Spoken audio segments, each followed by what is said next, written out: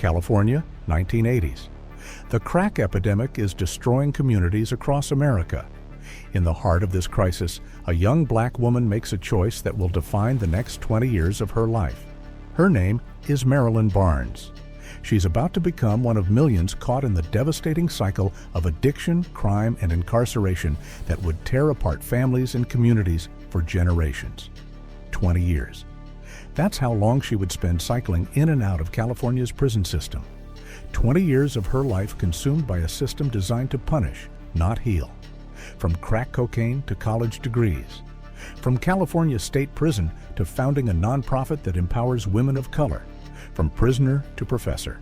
This is that story. Growing up as a black woman in California during the 1970s and 80s meant navigating a world where opportunities were limited and obstacles were everywhere. For young women like Marilyn Barnes, the streets offered escape from poverty, trauma, and hopelessness. But that escape came with a price that would cost her decades of her life. Marilyn's struggles began early. Addiction doesn't discriminate based on intelligence, potential, or dreams. It consumes everything in its path, turning promising futures into desperate presents. By her early 20s, Marilyn was deep in the grip of crack cocaine addiction. This wasn't just personal destruction, this was part of a larger epidemic that was systematically devastating black communities across America. The crack epidemic of the 1980s wasn't just about drugs. It was about economic desperation, social abandonment, and a criminal justice system that responded to addiction as a moral failing rather than a health crisis. Marilyn found herself caught in the perfect storm, addicted to a substance that demanded everything she had, living in communities where treatment wasn't available, but dealers were on every corner, facing a justice system that offered prison cells instead of rehabilitation. Her first arrest led to her first conviction, then another, then another. Each trip through the system was supposed to be a wake-up call. Each sentence was supposed to teach her a lesson. But the only lesson the system was teaching was that society had written her off as irredeemable. By her mid-20s, Marilyn Barnes had become a statistic. Another black woman cycling through California's prison system. Another casualty of the war on drugs that targeted communities of color with devastating effectiveness. 20 years.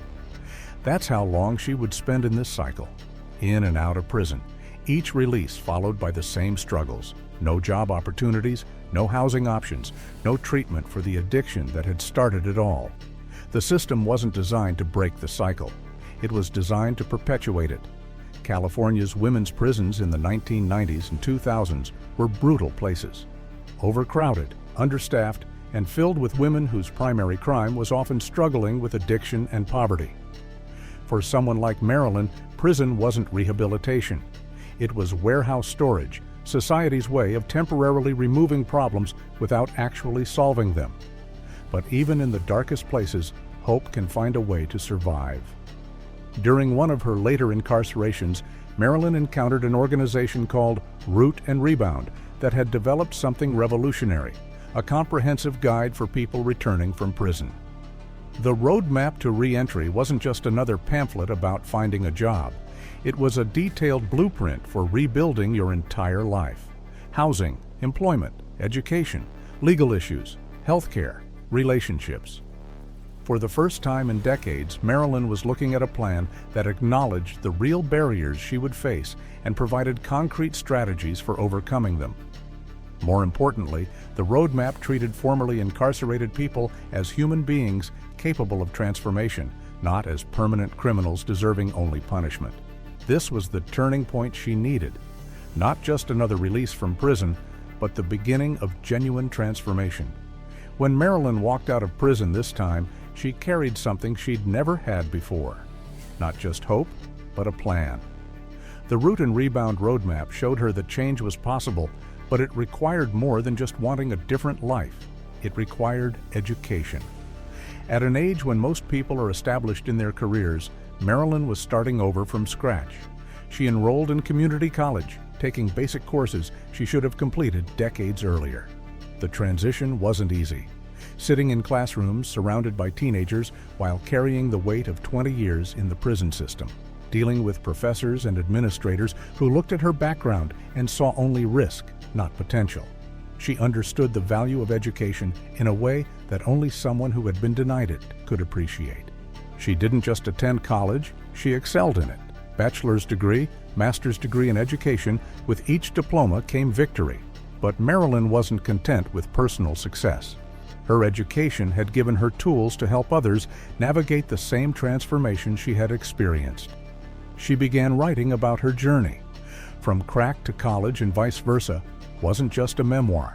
It was a roadmap for other women facing the same struggles she had overcome. The book's title captured her story perfectly, from the lowest point of addiction and incarceration to the highest levels of academic achievement, and vice versa, acknowledging that recovery isn't a straight line, that setbacks are part of the journey. Marilyn's transformation from prisoner to professor opened her eyes to something profound. The system that had nearly destroyed her was doing the same thing to thousands of other women, particularly women of color. In 2013, Marilyn founded Because Black is Still Beautiful, a nonprofit organization specifically designed to empower criminal justice-impacted Black women. The name itself was a statement of defiance against a society that had deemed these women worthless. The organization was about changing narratives, about proving that Black women who had been incarcerated weren't broken beyond repair.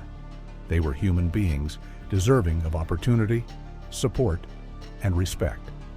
Under Marilyn's leadership, Because Black is Still Beautiful developed innovative programming. The approach was revolutionary. Instead of treating formerly incarcerated women as charity cases needing help, the program recognized them as valuable students bringing unique perspectives to academic settings. She began training prison volunteers, sharing her expertise about what actually works in rehabilitation. Her message was clear: punishment alone doesn't change behavior. Opportunity, education, and genuine support do. Today, Dr. Marilyn Jones stands as one of California's most respected voices on criminal justice reform, particularly regarding the treatment of women in the system. She trains Fortune 500 companies on how to create inclusive hiring practices that give formerly incarcerated people real opportunities. Her workshops for prison staff and volunteers have changed how correctional professionals think about rehabilitation. But perhaps most importantly, Marilyn has become a living example of what's possible when society chooses investment over abandonment. 20 years. That's how long she was trapped in a cycle that destroys lives and tears apart communities.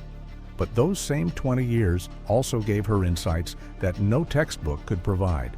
She understood addiction from the inside. She knows what prison actually does to people. She's experienced firsthand how barriers to re-entry push people back toward crime.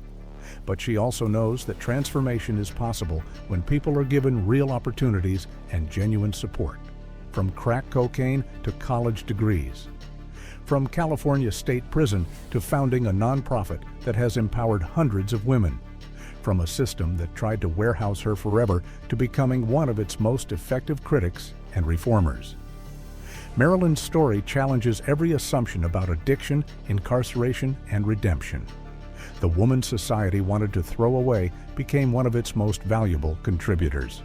Her nonprofit, Because Black is Still Beautiful, continues the work of proving that every person has value regardless of their past. Her academic program, Just Say No, continues opening doors that were once permanently closed. Through her writing, speaking, and direct service work, Marilyn continues transforming both individual lives and systemic practices. From Prisoner 728716 to Dr. Marilyn Jones.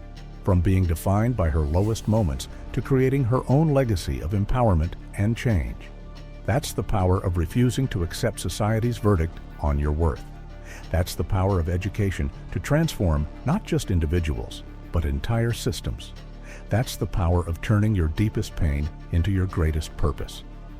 And that's the Marilyn Barnes story. If Marilyn could rebuild after 20 years lost, imagine what you can do with your second chance. Hit like if you believe in transformation.